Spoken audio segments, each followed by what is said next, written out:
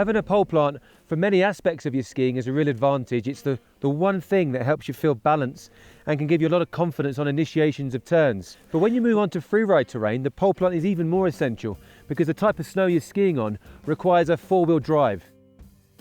When you find this type of powder, it's pretty nice. It's had a little bit of snow on top, a little bit denser when you push down about 2 or 3 inches. But this is the type of terrain, the type of freeride terrain, where it's good to have points of contact. You want your poles working for you, a bit like four-wheel drive.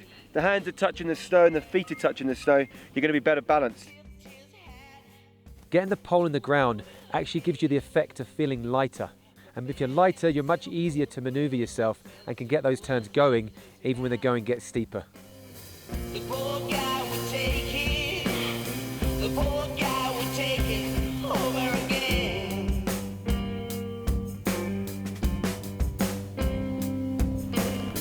The poor guy would take it.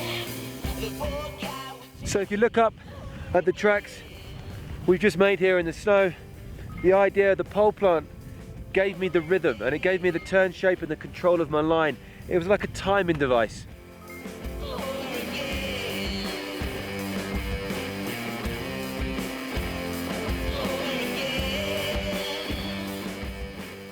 You can really see the importance of the pole plant.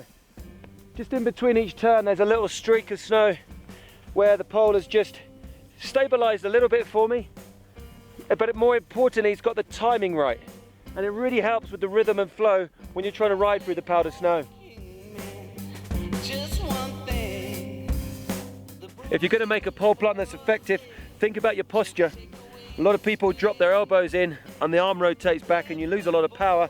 If you just raise your elbow slightly here, just above the line between your hand and your shoulder, you'll have a lot of power in your pole plant and it'll give you support as you're working through. The poor guy would take it. The poor guy would take it. A simple way to understand how to carry your arms is knowing the difference between the A-frame, shape in the arms. This is what we don't want. You can see the elbow clearly inside the line between the wrist and the shoulder. And then changing and looking what we do want, the O-frame arm posture where the elbow is just outside that line between the wrist and the shoulder. Another good measuring tool to help you with your awareness as to where your arms are triangles. You can look from the front view and just see the line between the hand, your hip and your armpit just here, and you should be able to see a triangle. A lot of skiers sometimes bring their hand across or drop their elbow in and they block that triangle. It's nice to be able to see a clear triangular shape, and it works the same sideways on as well. My hands are in this position. If someone's looking from sideways, again it'll be from my hand to my armpit and down to my hip from the sideways angle. Also, with the position and the connection of the pole plant, I got a much better chance at staying centered over the middle of my skis rather than the body weight dropping too far back. As they're walking their poles down the hill, you sometimes see people using their arms too much to make the movement. You can see it clearer sideways on. If I'm here and I go to make a pole plant, a lot of skiers do that, when in reality all you need is a movement of your wrist here. If you look at the distance I can move my pole, it keeps my arm stabilized, keeps my upper body calm, and allows me to focus on my skiing.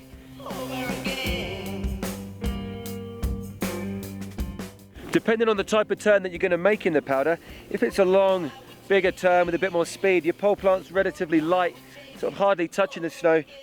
But the more tighter the turn gets, the stronger the pressure becomes on the pole plant, and the more it gives you the rhythm in the turn as well.